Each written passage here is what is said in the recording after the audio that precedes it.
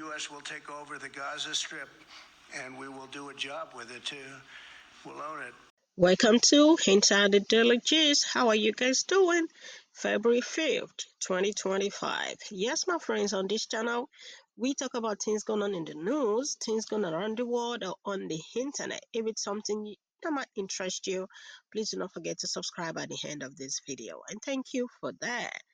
Just as we all know that the heifer around and find out, it is going crazy each day. I think it is the time for American Muslims to find out right now.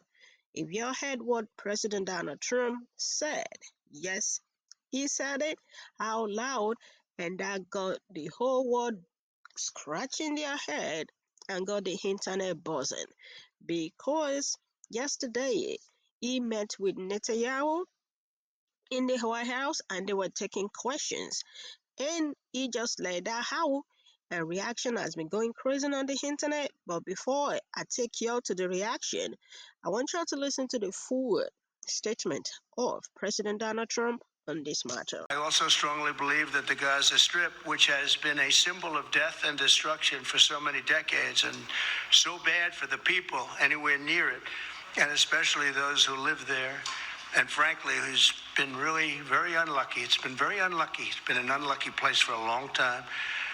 Being in its presence just has not been good, and it should not go through a process of rebuilding and occupation by the same people that have really stood there and fought for it and lived there and died there and lived a miserable existence there. Instead, we should go to other countries of interest with humanitarian hearts, and there are many of them that want to do this, and build various domains that will ultimately be occupied by the 1.8 million Palestinians living in Gaza, ending the death and destruction and, frankly, bad luck. The only reason the Palestinians want to go back to Gaza is they have no alternative. It's right now a demolition site. This is just a demolition site. Go to other countries of interest with humanitarian hearts, and there are many of them that want to do this, and build various domains that will ultimately be occupied by the 1.8 million Palestinians living in Gaza, ending the death and destruction and, frankly, bad luck. This can be paid for by neighboring countries of great wealth. It could be 1, 2, 3, 4, 5, 7, 8, 12. It could be numerous sites, or it could be one large site. But the people will be able to live in comfort and peace. The U.S. will take over the Gaza Strip, and we will do a job with it too. We'll own it and be responsible for dismantling all of the dangerous unexploded bombs and other weapons on the site, level the site and get rid of the destroyed buildings, level it out, create an economic development that will supply unlimited numbers of jobs and housing for the people of the area. I envision a world, people living there, the world's people. I think you'll make that into an international, unbelievable place. I think the potential in the Gaza Strip is unbelievable. And I think the entire world, representatives from all over the world will be there, and they'll live there. Palestinians also. Palestinians will live there. Many people will live there. We have an opportunity to do something that could be phenomenal. And I don't want to be cute. I don't want to be a wise guy, but the Riviera of the Middle East, this could be something that could be so bad. This could be so magnificent. Yes, as you guys can see that, yes, President Donald Trump said it out loud. I purposely play the long version for y'all so y'all gonna see that it comes from his mouth. But one thing I noticed is President Donald Trump is reading from a paper in part of the speech. So it's not showing confusion. Is it something that his administration have sat down, thought about it before it comes out? We know like some of the things is not reading it from the book, from the paper rather, but we saw sometimes that he was actually looking down. It's like he is reading. So this what he just said has gotten to international. As in international, everybody woke up this morning and they are talking about this. Like, okay, Mr. President, You are trying to take down USA heads because it's too expensive. How is this going to play out? You know what? Let me play your reaction from both Republicans and Democrats and from people living in that same country that President Donald Trump is talking about.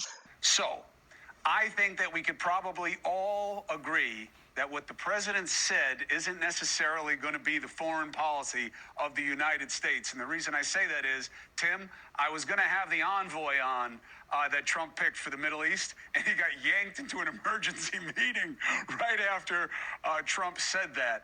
What do you take as the reality of America's ambitions in the Middle East?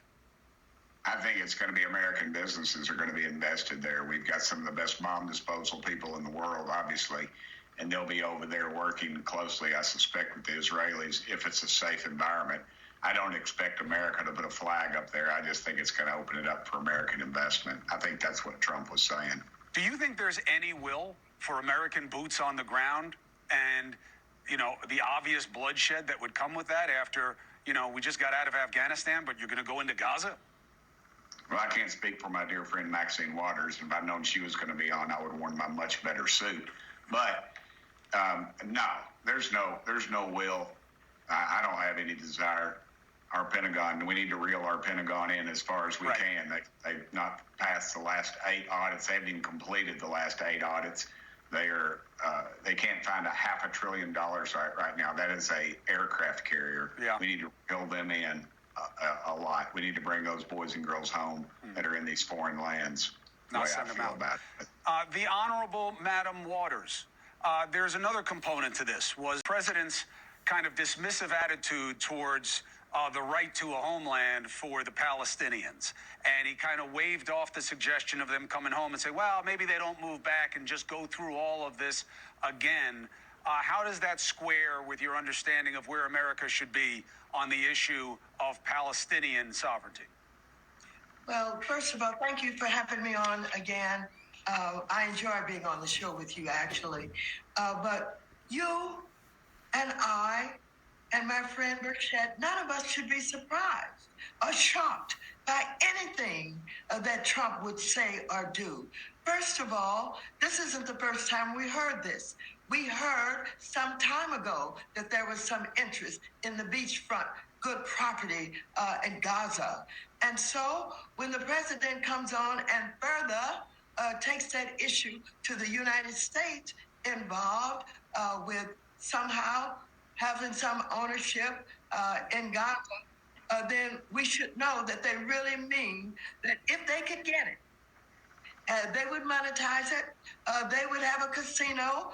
They would have whatever it is they want to build on it. He'll try anything for $1. He is someone who's in love with money and will monetize anything, get it, any way he can possibly get it. He doesn't care about the people of Hamas. He doesn't care about the Palestinians. He has not said a word about the lack of humanitarian assistance that couldn't get in when there were people trying to make sure that the children were fed.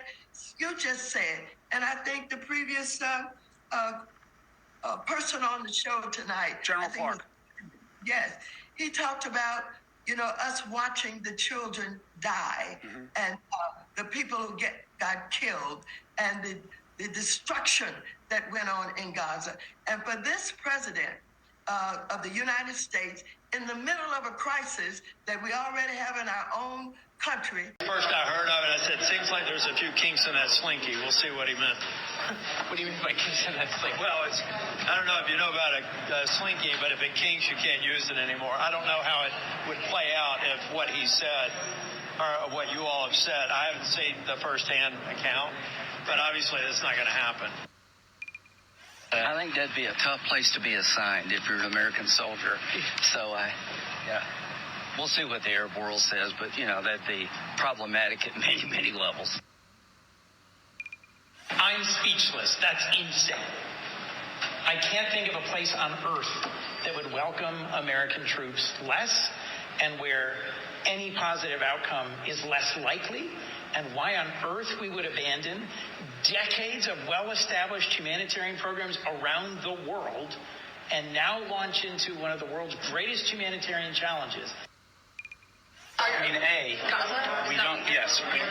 the United States should not take anybody's home.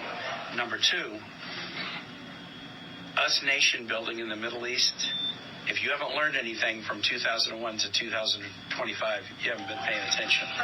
We are very bad at that. We can't leave our homes.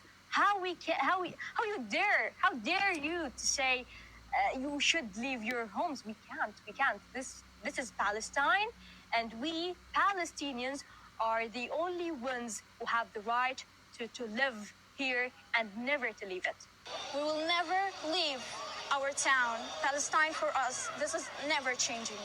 I mean, there are people live there. There is Gazan civilians who lives in Gaza. I don't understand the idea of just taking over. Y'all can see that it caught everybody unaware, both Republicans and Democrat.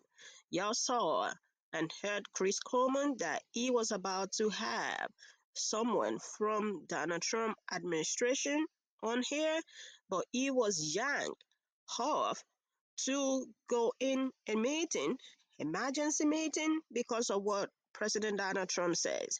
So what? That got me confused. If he was actually, it looks like it looks like President Donald Trump is reading from a paper when he said that quote. And sometimes he's not talking, he's not reading from a paper, he's talking from from his mind. But now, are they trying to tell us that President Donald Trump did not have the meeting with his administration before he comes out to say that? But y'all can see both reactions from Republicans and Democrats that this is not happening because it's going to be expensive. If President Donald Trump campaign on peace or no more war, and he wanna send the, you know, he wanna take over Gaza, that means he's going to send the troops down there. It's going to be expensive. Both reactions, it doesn't look like they are in support of President Donald Trump on this issue. We're not saying you have to run and find out. It's getting crazier day by day.